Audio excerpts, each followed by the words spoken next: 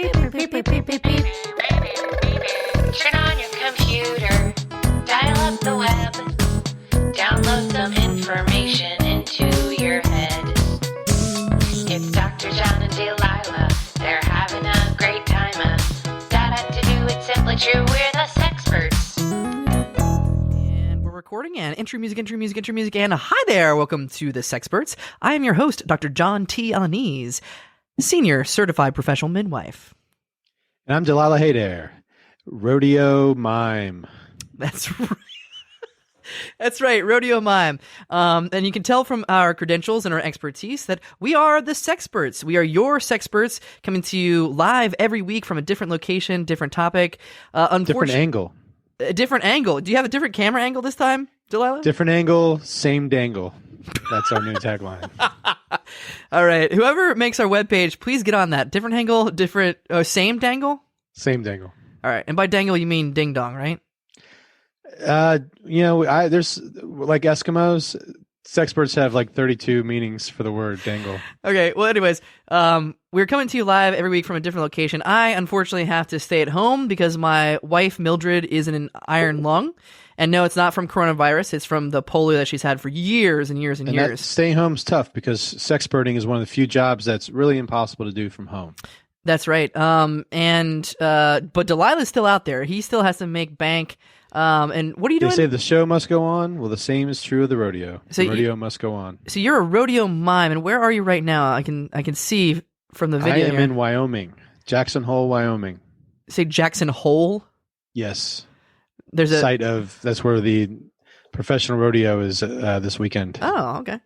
All right. Well, I want to ask you about that in just a little bit, what that entails. I feel like you've never heard of Jackson Hole, Dr. John. No, I've never heard of Jackson Hole. I've heard of in San Jose. Have you heard of the Teton Mountains? Yeah. We're right outside the Teton Mountains. Right outside the Tetons. Yeah, you buried the lead. You buried the lead, Delilah. All right, listen. We got to talk about our topic of the day. We have a different topic every week, and this week it's going to be a lot of our topics are very quarantined themed, and same thing with this week. We're going to talk about the future. Imagine a world, the year is 2033. That's right, 13 years from now, where the world is overrun by Quaran-teenagers. So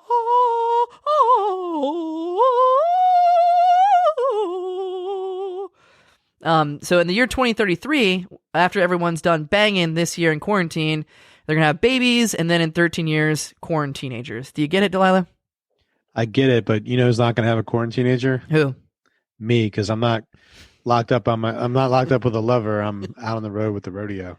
Well, listen, although she's in an iron lung, she's still taking her birth control, that Mildred. All right. So before we get too chatty, like two chatty Cathys, let's get to our guest. And I think she's dialing in the video conference right now. Hi there. Welcome. Hi. Thank you guys so much for having me. Well, thank you for being on this little podcast. I mean, it's kind of blowing up, but why don't you introduce yourself to our audience out there? Who are you? Hi, my name is Anna L. Pfister. I'm an intern. I work the day shift at a graveyard, and I'm just so grateful that you guys want to talk to me. Yeah, I know. It's I don't think we've ever had anyone in the graveyard services. Is that what definitely you call not it? day shift? Maybe night shift. Oh yeah, the graveyard shift at the graveyard is very coveted. I'm working my way up. I'm an unpaid intern at the moment. Oh. I'm hoping to get there. The day shift it brings a whole new set of challenges, though. I can see you it's don't have any benefits or anything? No, not yet. Although they did save a spot by a tree as a burial for me whenever it's my turn. Oh, is that a perk? You get a plot? Yeah. Oh, yeah. You get as many. If you and your dog want to be buried together, they dig two holes right next to each other. It's the only benefit. I like that you said when it's your turn, like you can't wait, like you're waiting.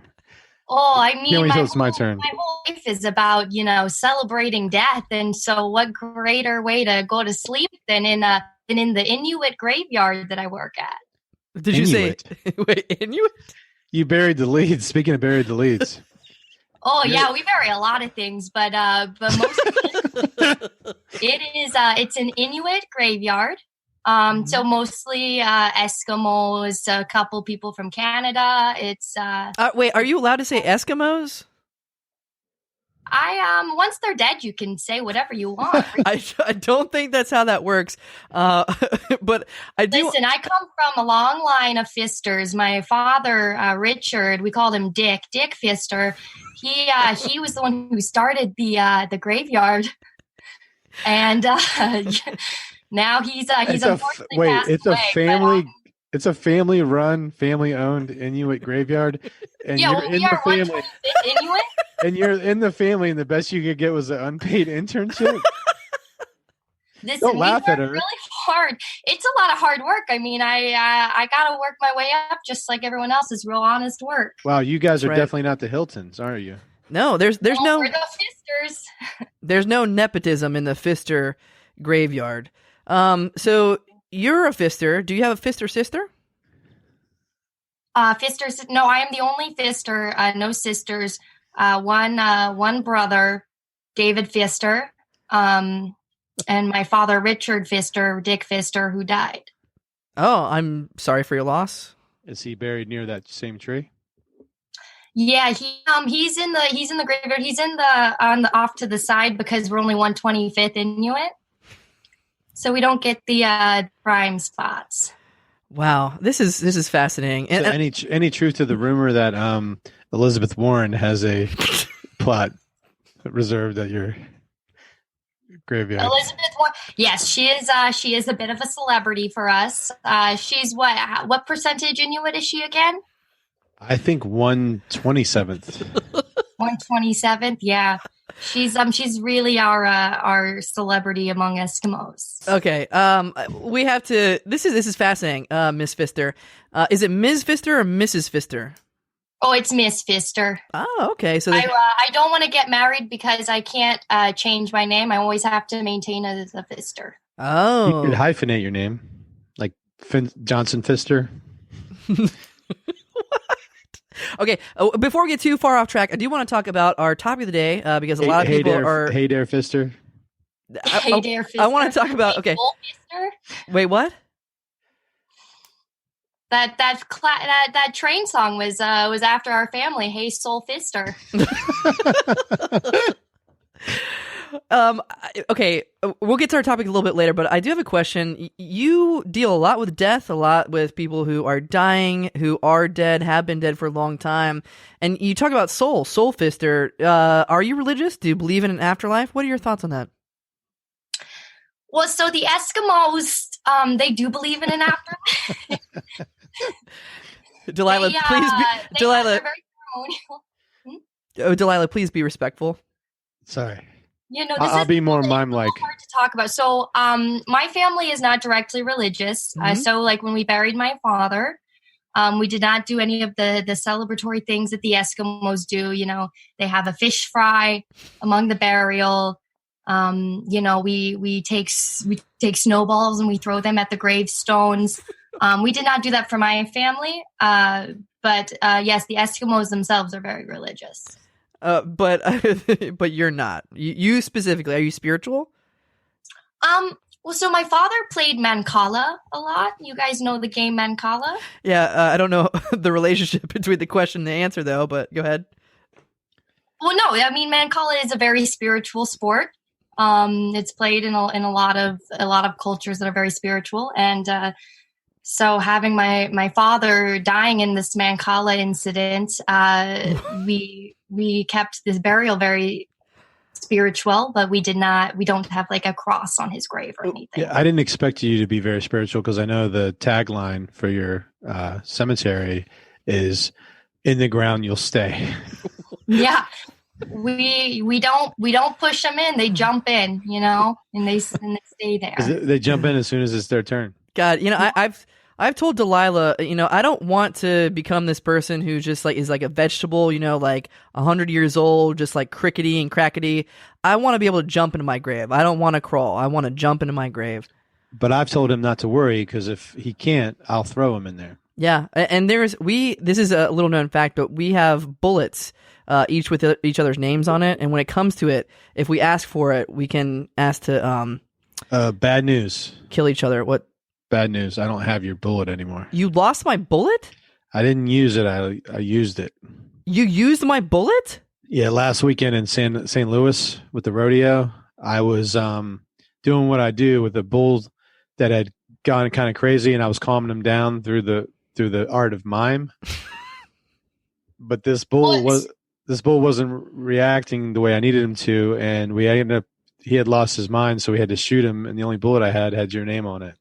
Well, we're actually starting a different part of our grave just for bulls. So we have Inuits on one side, and we have some bulls on the other. Perhaps that's how I found out about you. We sent our bull to your graveyard. The bull you buried last week was the bull I shot in the head. Oh, Teddy was a big bull. He took up 2 plots. Bullshit. Yeah, he was Bullshit. You know, I still have your bullet. Where do you want me to put your bullet now? This is crazy. Well, I tell you what. I feel bad. I will go to her cemetery and dig him up, and I'll retrieve that bullet. Well, so that might be a little tough because we bury them in frozen ground. So we use ice as a way of maintaining their freshness. And it is hard to break through. Would it help if I brought a hairdryer? Oh, yeah. I mean, if you've got a hairdryer, I can bring it. Okay. Listen, let's get to our topic, because I do want to talk about in the year 2033, there's going to be a glut of Quaran-teenagers, and we need to know how to deal with them. And particularly, they're going to be really Are you socially horny. distancing the burials so that the virus doesn't move between the dead?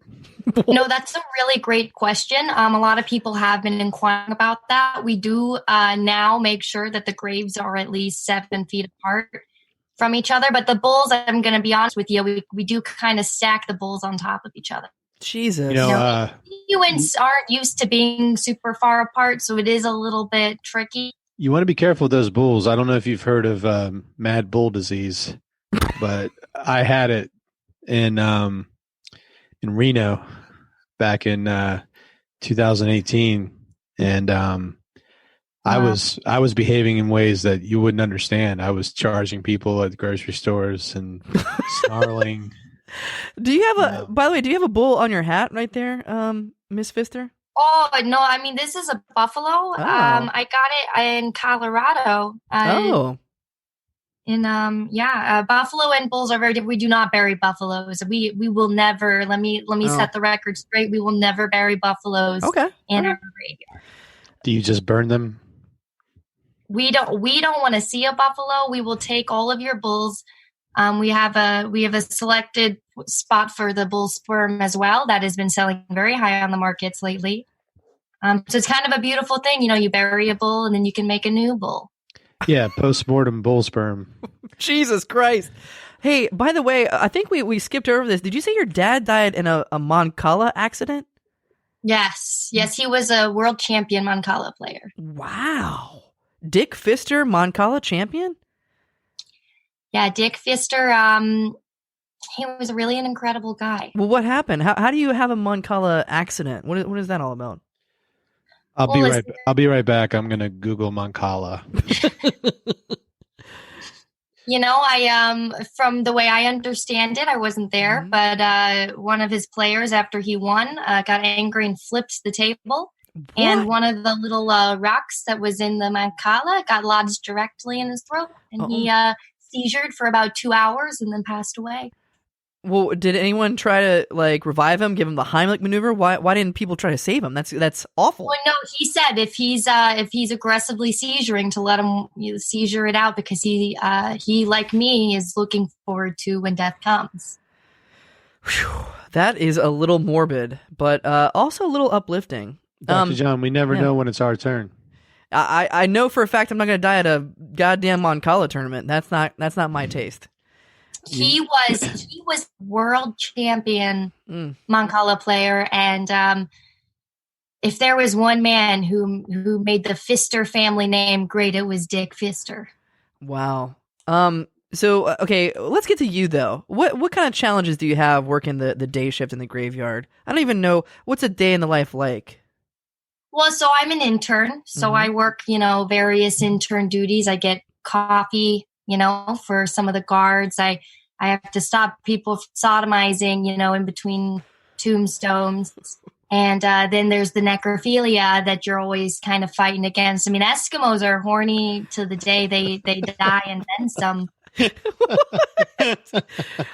then It's really a full-time gig as the intern to just make sure you're stopping all of that from happening. Wow, I never would have thought that you would have so many like security guards and interns at a graveyard to keep people out. That's crazy. Oh yeah, I mean, until I go through my certification training, I'm gonna have to be an unpaid intern. I just get college credit for it. Wait, you sure you're going to college right now? Oh yeah, I mean, I'm studying a theater tech degree in school. You want to go on Broadway or something? What are your aspirations? Oh no, I want to stay in the graveyard, but I thought if there's one way to spend my money in school, it's probably through theater tech. Yeah, it's probably like an easy degree. It's good to have a fallback career in case something happens to the graveyard. I mean, maybe one day I could be like, the glamorous Meryl Streep and do it all. But until then, I'm going to just keep, the Satanists from sodomizing in the graves. So, and that's how I actually found you. I saw you in the playbill of a local community theater production of A Christmas Carol. Actually, me and Delilah and I, we saw it together. And the scene where Scrooge is like looking at his gravestone, it was so intricate and so detailed. And you were in the playbill, and that was your brainchild, wasn't it? That was the Pfister family. I mean, some of these elaborate scenes in these plays and stuff. We get real tombstones there. We get real dead bodies to go in the caskets. It's so real. We go all out. My God. Well, thank you for your service. I mean, I was blown away by the detail. And Delilah, he usually snores through these things, and we've seen Christmas Carol a million times, but he actually leaned over and he whispered, he said, "Hey, you want some Skittles?" And I said, "No, watch the show." And then he looked up, he saw the tombstone, and he was like, "Oh, this is really good." It was the first time I ever cried at the Christmas Carol. Mm-hmm. Oh my gosh, my Dick Pfister, rest in peace. He would be so happy because he started a foundation before he died. The Pfister Foundation. The Dick Pfister Foundation, teaching extras how to play dead people in shows. And God bless him. He really started doing well. So I hope to take over that business as I get older too. Wow, this is really, really fascinating. Yeah, you mentioned earlier there's not a Mr. Pfister in your life. But do you see that in your horizons? Are you looking for love? I mean, it's so hard because I'm looking for, death and dead bodies all the time. It kind of feels like my first love.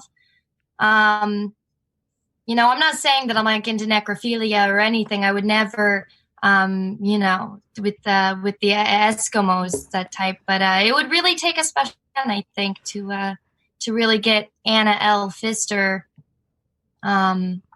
to settle down. Wow. You know what the big problem with necrophilia is? It's hard to get consent from the dead. Okay, all right. Wow. Unless they put it in Yeah. their will before they pass. Well, yeah, and you you would meet a be new dead surprised. person. Sometimes they do have to talk to lawyers about what their wishes are upon being buried, and we do sometimes leave a hatch door on some of the graves if that's what they asked for. Okay. Wow. Well, I want to be buried with easy access for post-mortem sexperting. Is there can you put a glory hole in a coffin?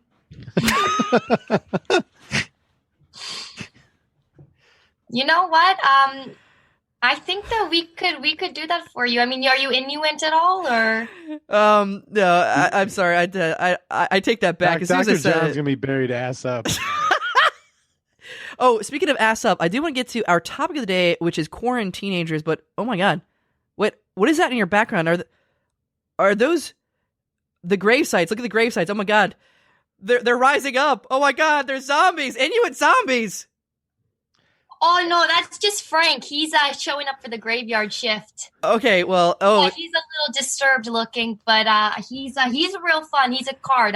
One day I want to have Frank's job. all right. Well, I know that you're switching. You're on the shift switch, so we'll let you go. Unfortunately, we didn't get to our topic of the day, but that's fine. We'll put up on the website.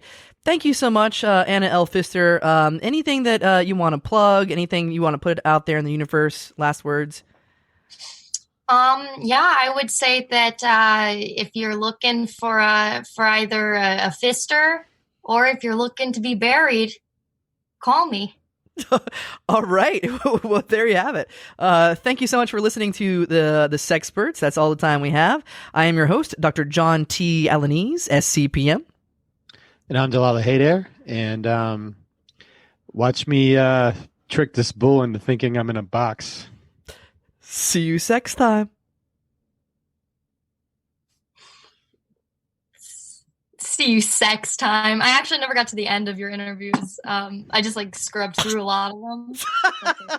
Data to do it simply true. We're the Sexperts. That's our show. If you like what you heard and you think it was worth $1, join the official Sexperts fan club at patreon.com/Sexperts podcast. A special thanks to the Push Comedy Theater and all of our supporters. Bye-bye.